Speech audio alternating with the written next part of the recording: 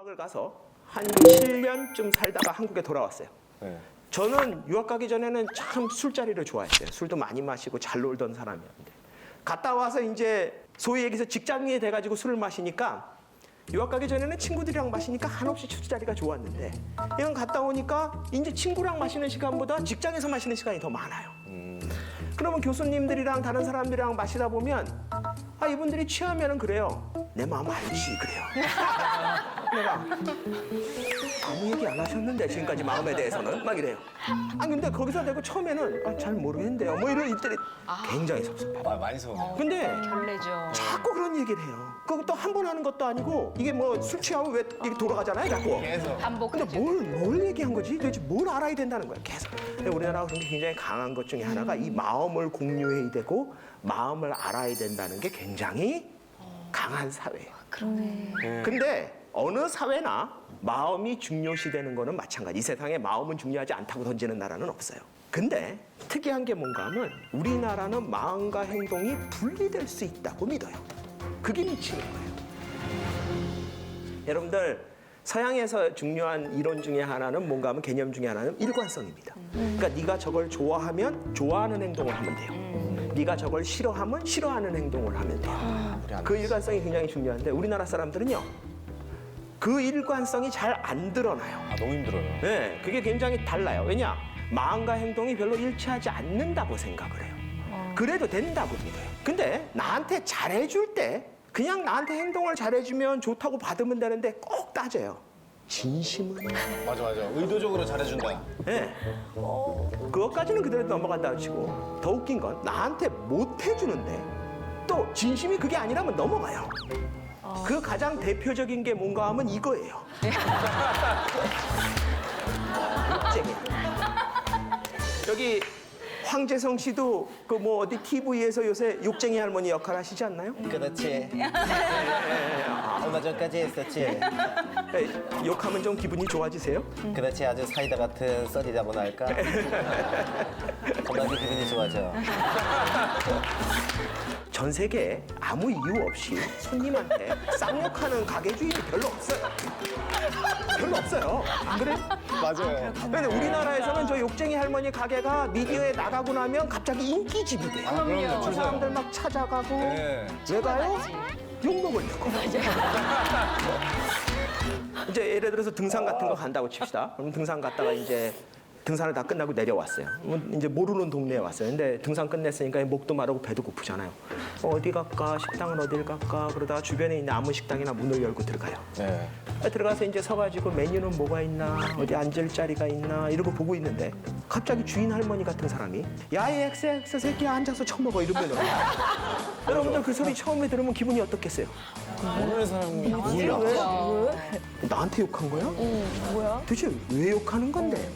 그런데 옆에 있는 사람이 조용히 여기요. 여기 욕쟁이 할머니 식당이에요. 그리고 알려주잖아요? 그러면 갑자기 씩 웃으면서 앉아서 퍼먹어요. 그 할머니는 왜 욕해도 맞아. 돼요? 그 할머니는 국가에서 라이선스라도 받았어요?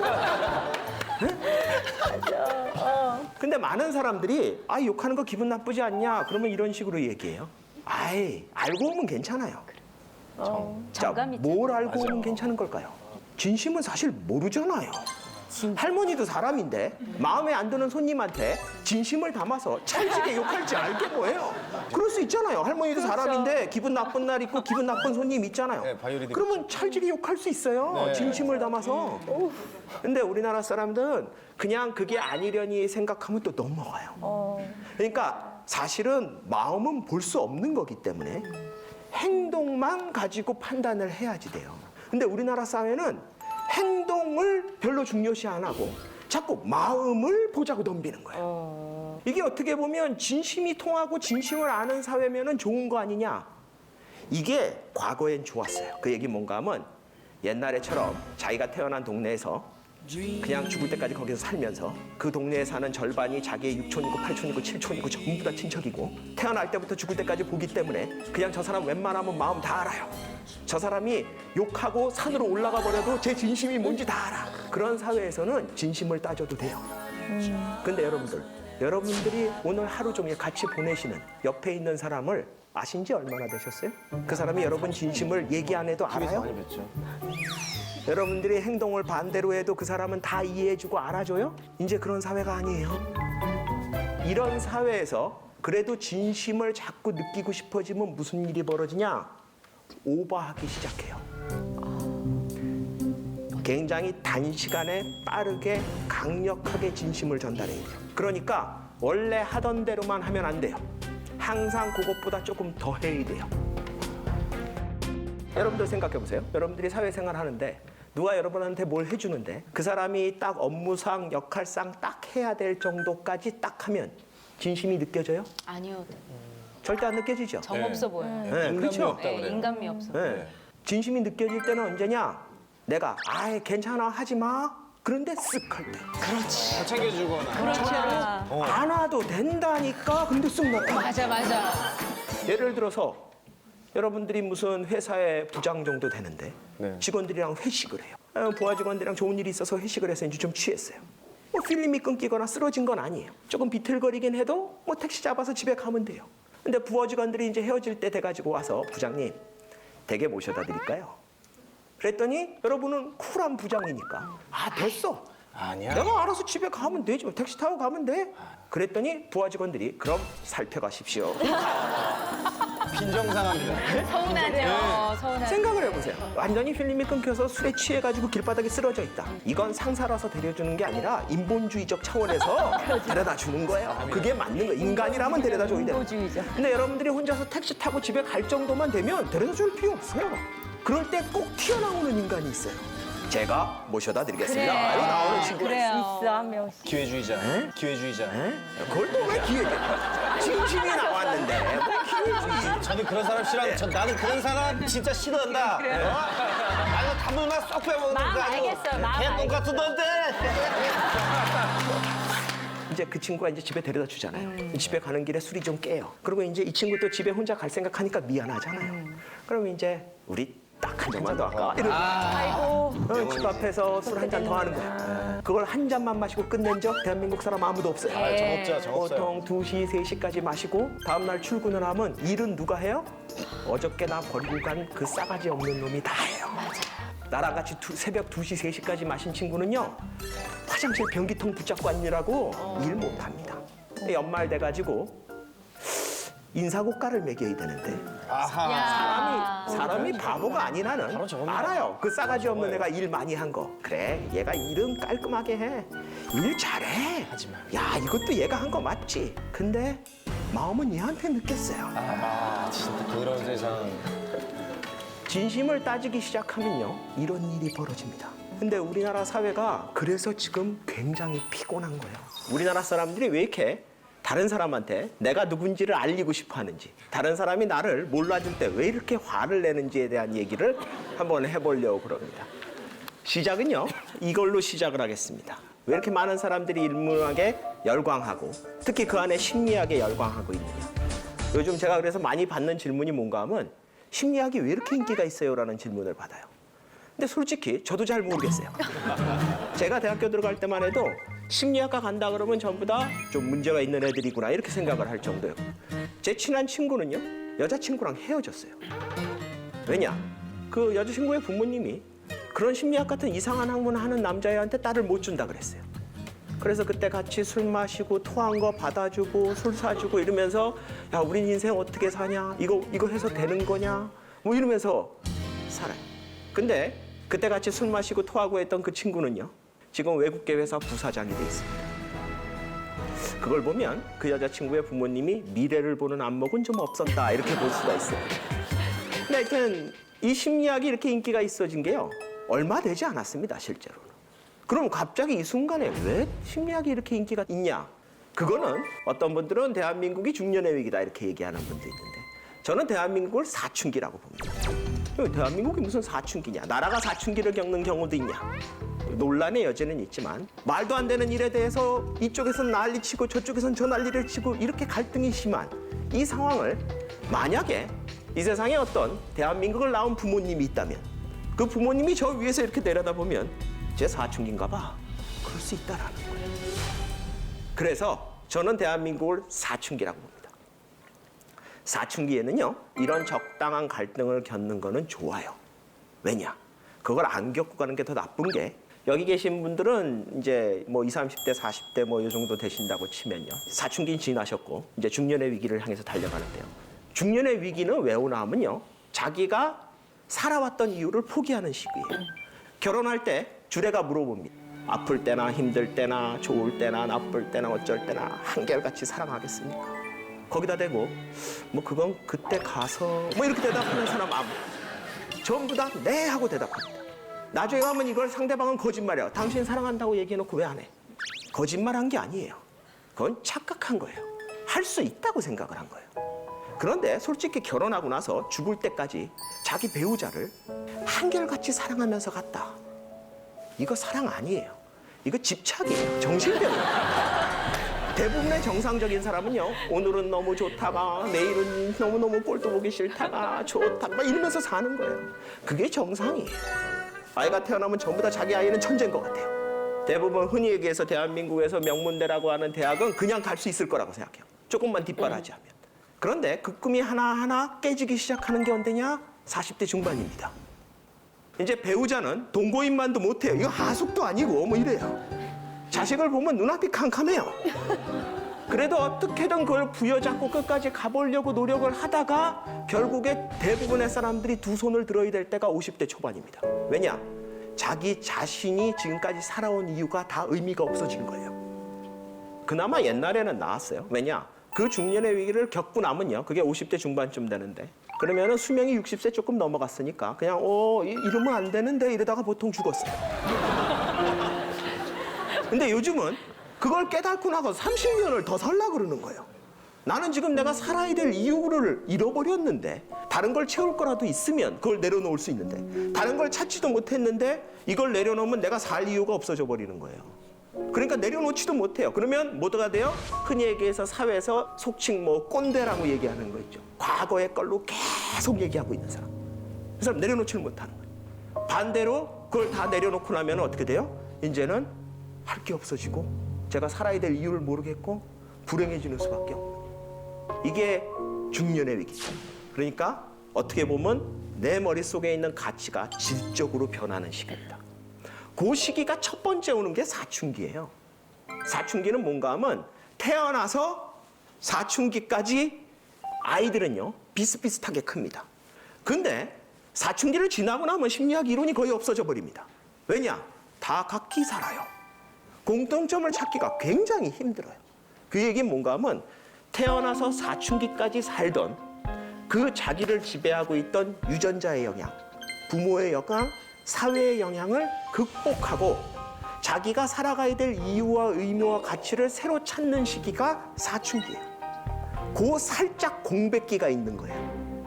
그래서 이런 말이 있죠. 북에는 핵이 있고 남한엔 중이가 있다. 남한엔 중이가 있다. 왜 그런가 하면 내가 뭔가를 가치를 갖고 있고 의미를 있고 내 행동을 지배하는 뭔가가 있으면 사실 내가 죽이고 싶은 사람이 있어도 안 죽이죠. 여러분들 중에 살다 보면 죽이고 싶은 사람 한두 번쯤은 있어요. 이한희 씨도 있으셨죠? 예. 예. 특히 패 죽이고 싶은. 패 죽이고 싶은, 예. 패자가 붙으면 더 무섭죠. 예. 죽이시진 않으셨죠? 죽이시진 않으셨죠? 예. 대부분 죽이진 않습니다. 왜냐? 사람을 죽이면 안 된다는 가치라든지 수많은 것들이 내 행동을 통제하기 있기 때문에 그래요. 근데 만약 이 내 행동을 통제하고 억제하고 있던 시스템이 약해졌다고 한번 생각을 해보세요. 그러면 내가 죽이고 싶다는 생각을 하는 동시에 이미 발이 나가고 있어요. 그게 중2예요. 대한민국이 사춘기다라는 얘기는 뭔가 하면 대한민국이 지난 70년 동안 살아온 어떻게 보면 그 수많은 것들이 상당 부분은 외국에서 그냥 갖고 들어온 것도 되게 많아요. 흔히 얘기해서 우리나라가 이만한 세계의 유례가 없는 경제 발전을 이룰 수 있었던 거는요. 빨리빨리 그냥 뭐든지 막 받아들이는 거예요. 좋다는 거 다 받아들이는 거예요. 제도도 그렇고 뭐 환경도 그렇고 기술도 그렇고. 그때가 뭐예요? 아이들이 태어나서 날마다 뭔가를 새로 배우면서 클 때예요. 기가 막히게 커요. 그 시기가 지나고 나면 사춘기쯤 되면요. 이건 아닌데. 이제 우리나라 사람들이 이건 아닌데 하는 시기를 찾아가고 있는 거라고 저는 생각을 해요. 저는 그 사춘기에 들어가고 있다. 그러니까 어떻게 보면 한동안은 그 사춘기는 계속 갈 거다라고 생각을 합니다. 그러면은 한동안 우리 국민들이 괴로울 거냐? 맞습니다. 현상적으로는 괴로울 건데 이 과정을 거쳐서 대한민국이 앞으로 어디로 가야 될지, 어떤 가치를 추구할 건지, 어떤 건강한 대한민국 청년으로 성장할 건지를 결정하는 중요한 시기에 와 있다고 생각을 해요. 그래서 이 시기에서 우리가 해야 될 일이 뭐냐? 바로 내가 누군가에 대한 고민을 해봐야 되고, 연구원이 돼가지고 미국 대학교에 취직을 했어요. 그래서 간 데가 어디였나 하면 미국의 플로리다예요. 근데 플로리다에 뭐가 있나 하면 전 세계에서 제일 큰 팀파크라고 그러죠. 놀이동산이 있어요. 미국 사람들도 디즈니월드를 아무나 가는 거 아니에요. 그러니까 걔네들도 드림 컴스 트루예요. 자기가 어렸을 때부터 만화 주인공에서부터 뭐 여러분들 디즈니월드 가면요, 애들보다 부모들이 더 난리치는 사람들 많아요. 막 미키 쫓아 막 으악 막 춤추고 막. 플로리다에서 살면은 1년 연간 회원권을 10만 원인가 주면은 살 수 있어요. 그래서 거의 매 주말마다 디즈니월드를 갔어요. 근데 매 주말마다 디즈니월드를 가면 가끔 가다가 한국 관광객이 옵니다. 한국 가족이. 근데 재밌는 게 뭔가 하면 한국 가족이랑 미국 가족이랑 사진 찍는 스타일이 틀려요. 미국 부모들은 사진을 이렇게 찍어요.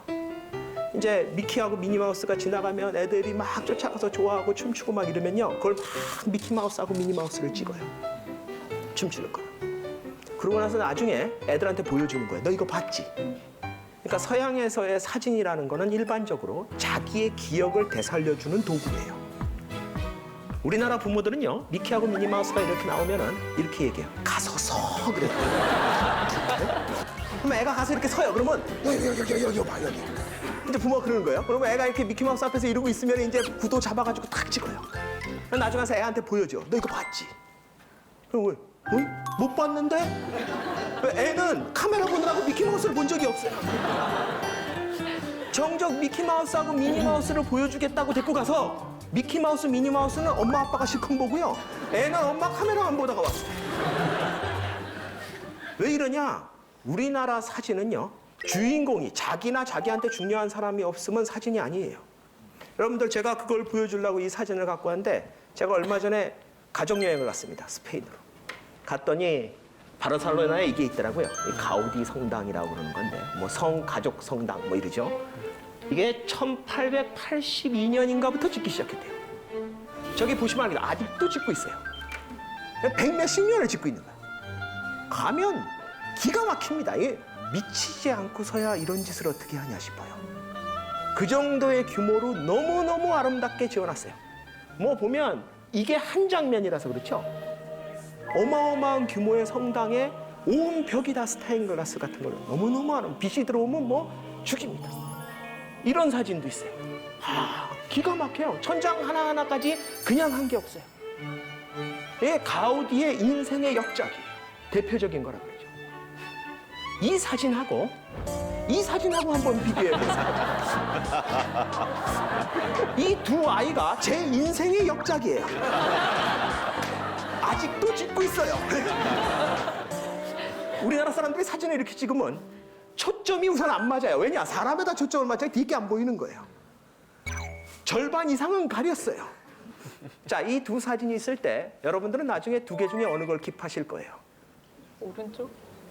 내 자식 있는 거를. 당연하죠. 제 인생의 역작을 제가 갖고 있어야죠. 네. 이딴 거는 중요한 게 아니에요. 여러분들이 집에 가서 앨범을 한번 보세요. 앨범을 정리하다 보면 여러분들 거기에 나나 나한테 중요한 사람이 안 들어간 사진을 끝까지 가지고 있는 경우가 몇 번이나 있으세요. 만약에 여러분들이 이렇게 뒤지다가 사람이 없어요. 풍경만 있어. 그러면 반응이 이래요. 이걸 왜 찍었지? 이러면서 그러는 거예요. 자기가 거기서 뭘 보고 그걸 되살리는 경험이 아니에요. 그걸 꼭 사진으로 꼭 자기가 들어간 걸 남겨야 돼요. 왜냐? 안 믿어줄까 봐, 사람들이. 그러니까 사람들이 내가 거기 있었다는 걸 인정해줘야 돼요. 그냥 배경사진만 찍어가면 인정이 안 되는 거예요. 이런 식으로 사진을 찍는 게 잘못됐다는 얘기가 아니라 이런 식으로 사진을 찍는 게 한국인의 특성이란 얘기예요. 왜 그러냐? 바로 이 주체성. 거기다 뭐가 붙였어요? 관계성 때문에. 이런 주체성이 또 하나 우리 사회를 특이하게 만드는 것 중에 하나가 뭔가 하면요, 이거예요. 제가 생각하기에는 주체성이 높은 우리나라 사람들이 제일 좋아하는 게 뭔가 하면 생각하기예요. 우리나라 사람들은 참 생각하는 거 좋아해요. 제가 일본에 있을 때요, 미치고 펄쩍 뛰는 게 뭔가 하면 같은 동네에 사는 선배가 저한테 자전거를 하나 빌려줬어요. 자전거 타고 다니면 일본은 좋다. 그러니까 편할 거다. 자전거를 갖다가 이제 제가 있는 그 교수용 아파트 자전거 주차장이 걔네는 따로 있어요. 거기다 딱 갖다 세웠더니 갑자기 경비원이 나와요. 그러더니 너 이거 등록했니요? 지금 뭔 소리냐? 그랬더니 자전거 등록해야 된다. 돈을 내고 경찰서에다 등록을 해요. 그래서 내가 그걸 왜 하냐? 그랬더니 그래 이제 네가 잃어버릴 때 찾을 수 있고 어쩌고 저쩌고 한다. 이렇게 봤더니 등록은 돼 있네. 이건 뭐냐? 그래서 내가 이거 내 선배 이름으로 등록된 거다. 그래서 그러니 네 이름으로 등록해야 된대요. 그래서 내가 아니 이거 몇 개월만 쓰다가 돌려줄 거다. 어? 아니 네 말대로 잃어버리면 내 선배한테 연락이 갈 테니까 그러니까 아무런 걱정 없다. 안 된대요.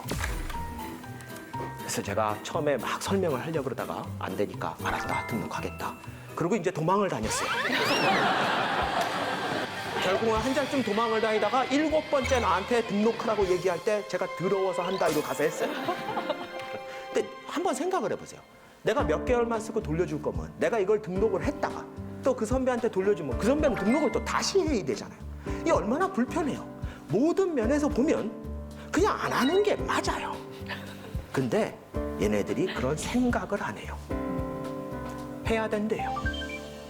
우리나라 사람들이요. 뭐 물어볼 게 있어서 동사무소나 구청이나 이런 데 가가지고 공무원한테 이거 이렇게 하면 됩니까? 이건 어떻게 합니까? 라고 물어봤을 때 그거는 매뉴얼상 원칙상 안 됩니다. 그럼 우리나라 국민들이 거기서 그렇습니까? 죄송합니다. 이러고 나오는 국민 봤어요? 많은 사람들이 요즘은 그래도 옛날에 반응이 어땠냐? 딱 이래요. 씩 웃으면서 되겠구만 이러고 시작하는 거예요. 이제. 왜냐? 자기가 보기엔 될 것 같거든요. 우리나라 사람들은요, 자기가 판단해서 안 될 것 같은 건 가서 물어보지도 않아요. 가서 되냐 안 되냐 물어보는 건 대부분 된다고 생각해서 물어보는 거예요. 근데 상대방이 안 된다 그러는 거예요. 우리나라가 이제 저신뢰 사회다. 신뢰가 낮다 이런 얘기를 많이 해요. 그렇죠? 근데 우리나라 사회가 저신뢰 사회라는 결론이 어디서 나오나 하면 일반적으로 월드 밸류 서베이 같은 거를 하는 겁니다. 국회는 얼마나 신뢰하냐, 정당은 얼마나 신뢰하냐, 사법부는 얼마나 신뢰하냐, 가족은 얼마나 신뢰하냐 이런 거를 수많은 나라의 국민들한테 물어보는 거예요. 그러면 이제 보기를 줘요. 물어보면서 굉장히 신뢰한다, 어느 정도 신뢰한다, 별로 신뢰하지 않는다, 전혀 신뢰하지 않는다. 이 4개의 보기 중에 사람들 보고 고르라 그러는 거예요. 그러고 나서 나중에 그 나라 국민들이 얼마나 어디에 많이 대답을 했느냐, 평균값이 얼마 정도 되느냐를 가지고서 그 나라는 신뢰지수가 높다, 신뢰가 낮다 이런 얘기를 하는 거예요. 재밌는 건 뭔가 하면 이 월드 밸류 서베이 같은 거는 면접원이 직접 국민한테 가서 물어봅니다. 샘플한테. 왜냐하면 아직도 문맹률이 글자를 읽을 줄 모르는 국민들이 많은 나라에서는 설문이 안 돼요. 그래서 직접 면접원이 샘플로 포함된 사람한테 찾아가서 말로 물어보게끔 돼 있어요. 이걸 말로 하다 보니까 어떤 일이 벌어지나 하면 가끔 가다가 대답을 안 하는 인간이 있어요. 물어봤는데 이러고 대답을 안 해요. 근데 뭐 억지로 대답을 하라 그럴 수는 없고 또 하나가 뭐가 있나 하면 모르겠는데요 라고 대답하는 문항이 있어요. 그 자료를 보면요. 일본 사람들은 대답을 안 하는 사람은 없어요. 우리나라 사람들은 간혹 있어요. 대답을 안 하는 사람. 근데 일본 사람들은요. 모르겠다고 대답하는 사람이 되게 많아요. 우리나라는 모르는 사람은 한 명도 없어요. 이게 어느 정도인가 하면 가족을 얼마나 신뢰하느냐. 그러면은 일본 사람들은요. 모르겠다고 대답하는 인간이 있다라는 거예요. 만약 여러분들한테 누가 국회를 신뢰하십니까? 그랬더니 여러분이 모르겠는데요.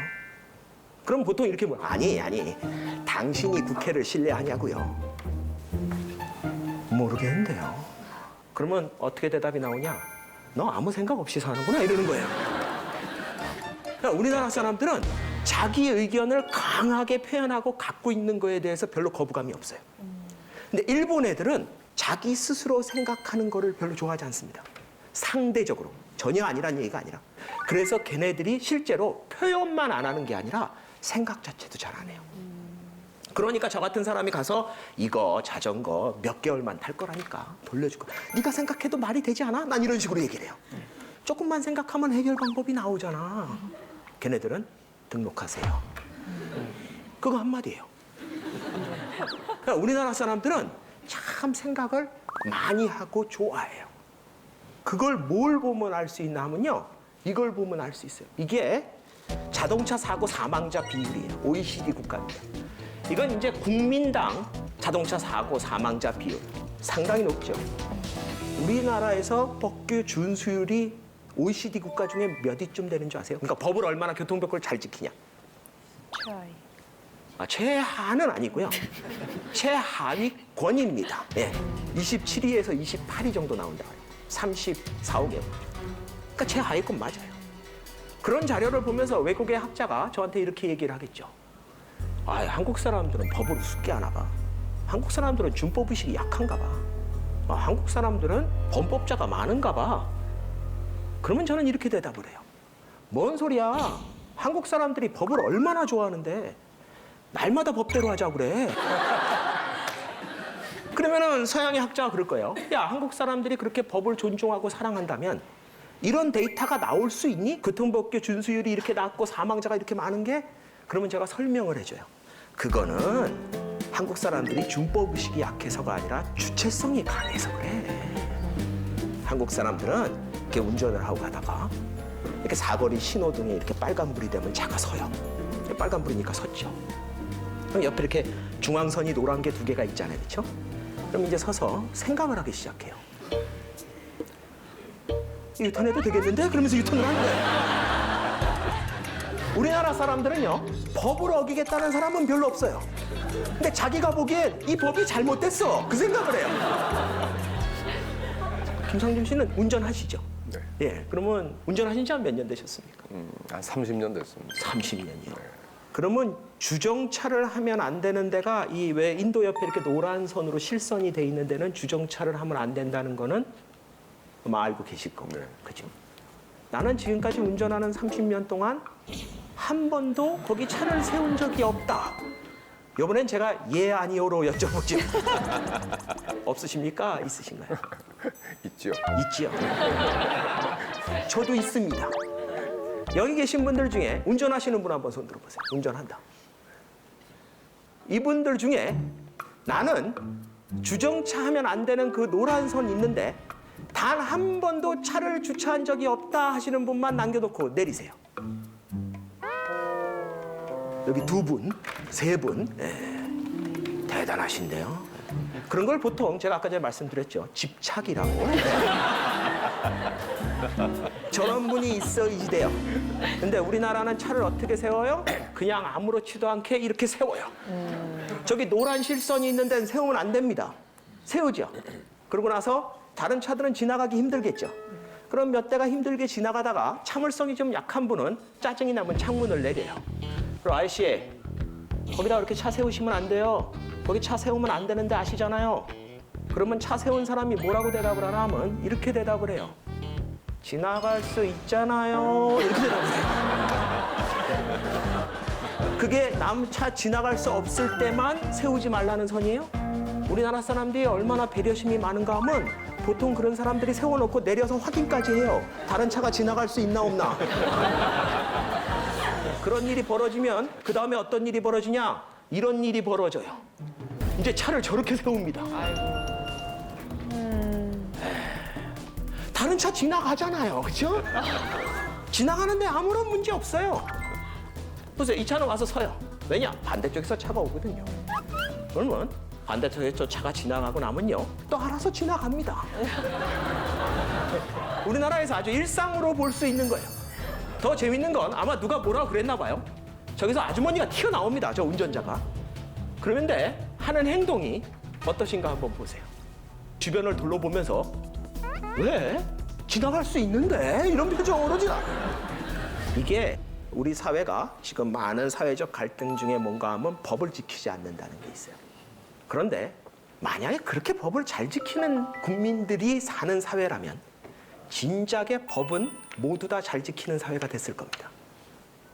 제가 농담 삼아 이런 얘기를 합니다. 전 세계에서 우리 대한민국이 최초로 발명한 기계는 별로 몇 개 없는 것 같아요. 근데 전 세계에서 어떤 기계든지 한국에 갖고 들어오면 제일 잘 쓰는 건 우리나라가 제일 잘 씁니다. 왜냐? 매뉴얼대로 안 써요. 모든 매뉴얼은요, 일반적으로 그 기계가 할 수 있는 100% 용량에 맞춰놓지 않습니다. 대부분 안전하게 오랫동안 쓰기 위해서 용량의 한 80% 이렇게 맞춰놓는 거예요. 그러면 그걸 지키면서 쓰면 사실 그 기계가 할 수 있는 거에 80%뿐이 못 쓰는 거예요. 근데 우리나라 사람들은 뭐예요?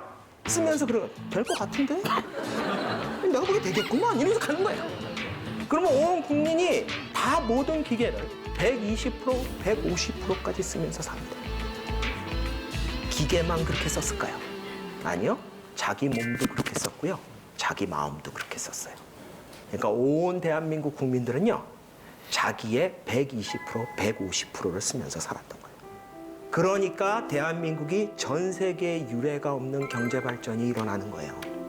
전 세계에 유례가 없는 한 번도 없고 다른 나라가 해본 적도 없는 경제 발전이 그냥 뜨뜻미지근한 한국인들이 해낼 수 있어요? 못해요. 전 세계에 유례가 없는 일이 벌어지려면 전 세계에 유례가 없는 뭔가가 있어야 돼요. 그게 뭐예요? 바로 저 관계성과 주체성이에요. 그래서 그 주체성과 관계성이 나타나는 게 뭔가 하면은 너 내가 누군지 알아요. 너무나 쉽게 하는 거예요. 동사무소나 구청 같은 데 가서 뭐 언쟁 붙으면은 아무렇지도 않게 그래요. 한국 사람들이. 너 내가 누군지 알아? 그 사람 미치는 거 한번 보고 싶으면요. 이렇게 대답하면 돼요. 몰라. 우리나라 국민이 5천만인데 내가 누군지 알게 뭐예요? 우리나라 사람들은 이 관계성과 주체성 때문에 갑질이 생기는 거예요. 나를 인정해줘야 되는 거예요. 그 사람이 바보라서 원칙을 모르고 그런 게 아니에요. 우리 대한민국의 많은 갑질이 여러분 모두 다 해당해요. 여러분이 식당에 가면 여러분이 갑이에요. 거기서 일하는 분들은 을입니다. 힘의 불균형에서 갑질은 나올 수밖에 없는데 왜 이렇게 극단적이고 비이성적인 형태로 나오냐? 왜 가끔 나오는 거 보면 이성을 잃은 것처럼 보이냐? 그 이유가 뭐냐? 자기가 무시받았다는 느낌을 받아서 그래요. 지금 많은 세대 갈등이 있다 그러는데 세대 갈등의 원인 중에 하나는 이 주체성이에요. 왜냐? 여러분들 대한민국을 이만큼 잘 살게 만들어 놓은 기성세대, 그러니까 여기 젊으신 분들의 할아버지 세대쯤, 여기 나이 드신 분들의 부모님 세대쯤은요, 그분들은 주체성이 만땅으로 채워지신 분들이에요. 왜냐하면 그분들은요, 대한민국에서 다 처음 해봤어요. 다리도 처음 나봤고요, 학교도 처음 만들어봤고요, 이런 세트장도 처음 만들어봤고, 방송도 처음 만들어보고, 뭐든지 다 처음 해본 사람들의 특징이 뭔지 아세요? 자기 마음대로 할 수 있다는 거예요. 그분들은 그러면서 뭐예요? 다 자기가 한 것 같은 거예요. 왜냐? 그때는 조직이 다 작았어요. 그때는 내 존재감을 100% 느끼면서 내 마음대로 할 수 있는 시대였어요. 지금 우리 부모님 그런 세대들 중에 대학을 나온 분들, 고등교육을 받은 분들이 얼마 되진 않지만 그분들이 그 교육을 받을 때 그분들의 부모님들은 잔소리 안 했어요. 왜냐? 그분들은 교육을 받아본 적이 없거든요. 대부분. 그래서 지금 이 대한민국의 경제 발전을 이끈 기성세대가 교육을 받을 때 그 부모님들은 하는 소리가 뭐였어요? 밥은 먹었니? 건강 챙기고 믿는다. 뭐 이런 소리 하면서 봤어요. 그러니까 자기 마음대로 한 거예요. 공부도 자기 마음대로 해보고. 근데 그렇게 해서 주체성을 만땅으로 채우신 강하신 분들이 무슨 짓을 했냐? 젊은 세대들이 판단해야 될 것까지 자기 마음대로 다 해버리려고 그래요. 젊은 세대들이 공부하려고 그러면 야 그거 아니다 이거다. 저거 해보려고 그러면 그거 내가 해봤는데 안 되더라. 뭐 한다 그러면 야 그거 저 텔레비전에 야 하버드간에 나온다 야 와서 봐라. 내가 공부한다는데 그것도 내 마음대로 못하게 해요. 학원은 여길 가라 뭐 모든 걸 다 그런 식으로 우리 사회가 만들어버렸어요. 그러니까 뭐예요? 그나마 주체성이 한국 사람들은 강한데 누가 시키는 대로 하면 불만이 많아요. 이 불만을 해소하는 방법은 두 가지예요. 자빠지는 거예요. 뭐 어차피 내가 할 것도 아니고 내가 해봐야 의미 없는데 무기력해지는 거예요. 또 하나는 뭐예요? 분노하는 거예요. 지금 우리 사회가 그 갈림길에 있는 거예요. 대한민국을 이런 어떤 세계의 유례가 없는 경제 발전을 이끌었던 바로 그 원동력이 바로 우리 스스로를 불행하게 만들 수밖에 없다는 거예요. 여러분들이 주인공이 되고 싶어요. 그건 누구나 그래요. 특히 다른 사회에 비해서 한국 사람들이 더 그래요. 문제는 주인공 되기가 얼마나 힘든데요. 옛날에 200명이 모여 있을 때는 나 한 명 빠지면 200분의 1이 빠지기 때문에 다 알아요. 요새 대기업 같은데 30만 명인데 나 빠지면 압니까? 옛날에는 우리의 기성세대들은요, 자신의 존재감을 느끼고 싶지 않아도 느끼면서 살 수밖에 없었어요. 이제는 뭐예요? 여러분들은 75억 인구 중에 한 명이 돼버렸어요. 우리나라가 왜 이렇게 불행할까요?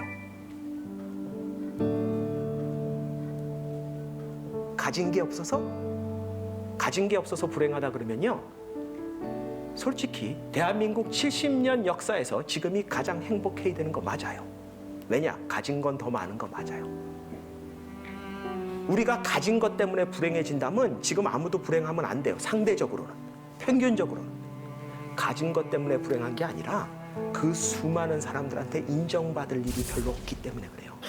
한턱 쏠 일도 별로 없어졌고요. 내 존재감을 알아주는 사람도 별로 없고요. 그런 한국 사회에서 우리가 어떻게 살아야 되냐, 어떻게 주인공으로 살 거냐, 딱 두 가지예요. 하나는 뭐예요? 나를 인정하는 수밖에 없어요. 과거처럼 남한테 의존하고 다른 사람한테 존재감을 받는 시대가 아니에요. 여러분들이 그러려면 전 세계 75억 인구한테 존중받아야 돼. 존재감이 있어야 돼. 50년 전, 60년 전에는 미국의 제일 부자가 누군지 대한민국 국민들은 거의 몰랐어요. 대한민국 부자가 전 세계에서 제일 부자인 줄 알았어. 지금도 우리나라에서 제일 부자라는 분들 얘기 들으면, 재산 얘기 들으면 그래, 와 저렇게 돈이 많아?